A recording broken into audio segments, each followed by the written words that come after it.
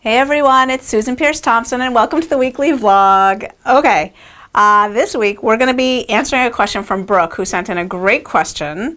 Brooke says, "Hi, I've just signed up for your emails and have enjoyed hearing and reading your perspective. I have to ask why you use the word thin.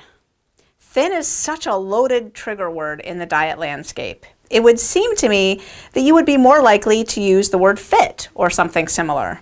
From a medical standpoint, thin has no meaning. A doctor would never advise you to get thin. They would advise you on the steps to get fit.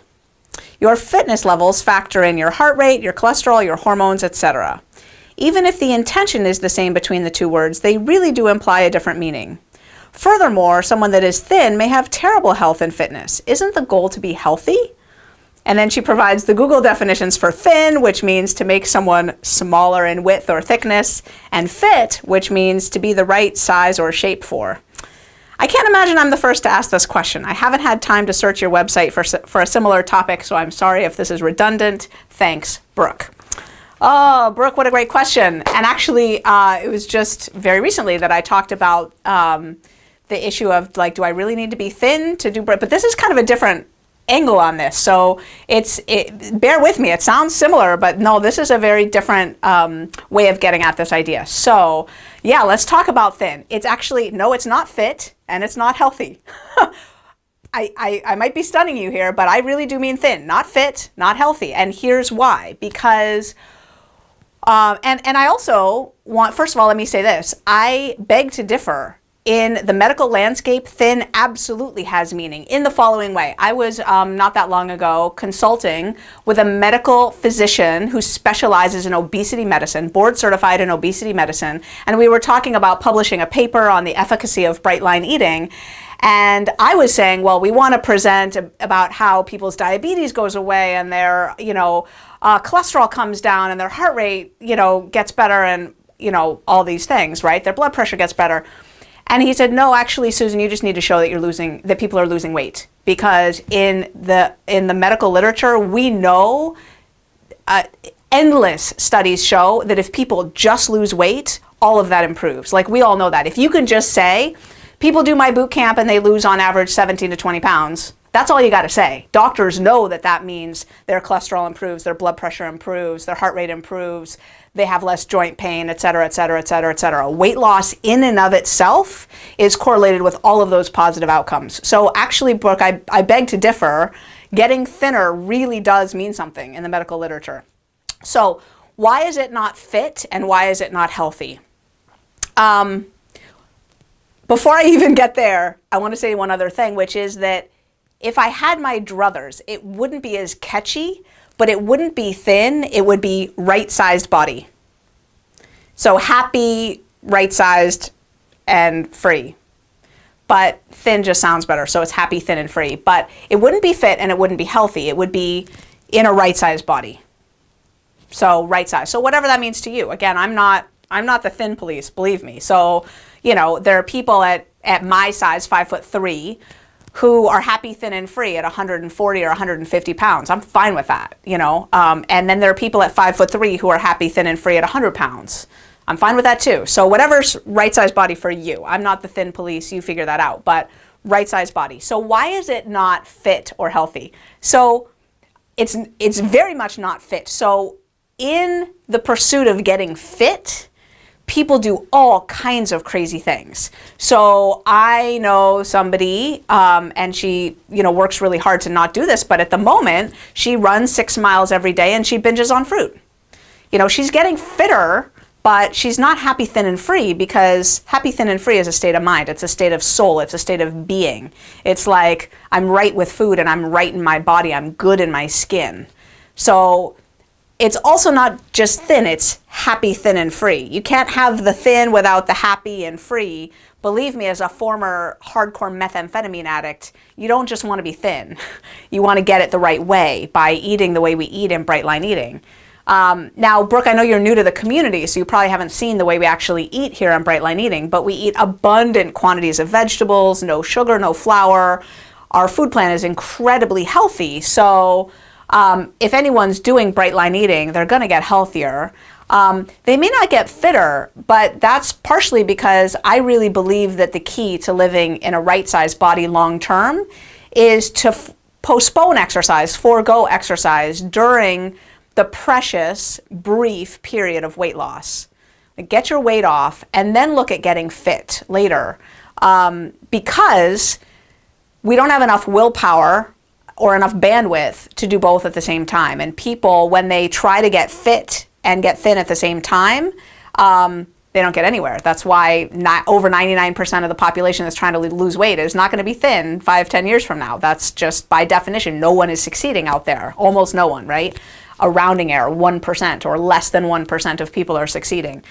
In our community, it's much greater than that. And that's because we say, don't focus on getting fit right now. Don't be exercising. Don't be doing that. Put that off until you've lost your weight, because you've got to get the habits in place, the automaticity to kick in around your food habits. What you weigh is about what you put in your mouth. Make no mistake about it. It's not about how many miles or reps or whatever you're doing. It's about what you put in your mouth.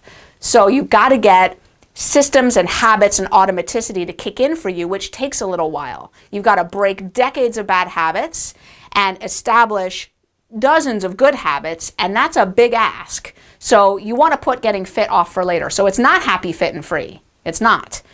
Why is it not happy, healthy, and free? This is a subtle one. There are things that are permissible on the Bright Line Eating food plan that I know aren't healthy. And sometimes when people get the food plan and they download it and they're like, oh my gosh, this woman is off her rocker. Like mayonnaise, Italian sausage, hot dogs, like seriously? Now, nobody eats mayonnaise every day in Bright Line Eating. That's gross and ridiculous, right? People are eating healthy fats in Bright Line Eating. But, if you wanted to put a tablespoon of mayonnaise into your 4 ounces of tuna fish, could you do it on the food plan? Yes, you could. If you wanted to commit 4 ounces of Italian sausage with 6 ounces of, grilled or sauteed peppers and onions for dinner one night, yes, you could. Those things are on the food plan. They're not healthy. I know that. But they do work in the context of our food plan in the service of losing weight. They do. So that's one reason it's not healthy, is because we build in some things, we allow some things that aren't healthy just for that kind of psychological wiggle room of, okay, I'm really feeling like I need to bust out here. I'll have Italian sausage for dinner tonight. Whatever, you can do that in Bright Line Eating. But the other reason it's not healthy is that there are other things that research shows in moderate quantities are healthy, and they will derail your Bright Line Eating program. Moderate quantities of alcohol, cacao powder, right? Chocolate, essentially. You take the sugar and the fat out, but still that chocolate powder, people are always asking me about that. And I say, no, chocolate is the number 1 or number 2 most addictive substance in the food landscape. No, don't be eating that chocolate powder. No, I don't care that it's got great flavonoids and antioxidants and whatever it's got. No, eat your blueberries. And that's another reason why it's not about health. It's about freedom from food obsession and food addiction and getting into a right-sized body. Now, once you're happy, thin, and free, once you're happy, right-sized, and free, you want to focus on fitness, go to it. I'm doing that lately. I'm working out with a guy named Ari Witten. Well, he's in San Diego. I'm in Rochester, New York. So we're not, unfortunately, working out together. But if you haven't found Ari Witten's stuff, he's a freaking genius. ARIWHITTEN.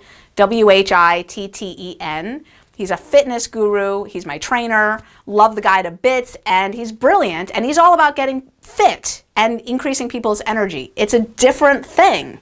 In Bright Line Eating, we are about getting people right-sized. And then after that, if you want to go get fit, go get fit. It's like a hobby. Like, go to it, right? But no, actually, that's not what Bright Line Eating is about. After you get onto the Bright Line Eating plan, you lose your weight. If you want to focus on health and you want to not have mayonnaise, you want to not have Italian sausage, you want to go more plant-based, you want to really focus on health, you want to add turmeric to your food, and you want to eat blueberries instead of watermelon, go to it. That's great. It's not necessary for getting thin, but it's an absolutely lovely focus that you can choose to pursue. There are all kinds of ways to get maximally healthy. Now, in my experience, Bright Line Eating will get someone 80-90% of the way there. Like, this is a very good foundation, and it's what's needed for somebody who is crazy with food, for someone who can't lose weight. So you know, it's not about being thin, like sucked up skinny, but it is about being in a right-sized body, and that does have medical benefits. And it is about being thin, not about being fit, not about being healthy. So I'm kind of curious, Brooke, if I surprised you or if that was what you were expecting me to say. Write back in. I'd love to hear. And if you have something you would like me to answer, like Brooke did, on the weekly vlog, go ahead and send it in. I'm at susan@brightlineeating.com. I'll see you next week.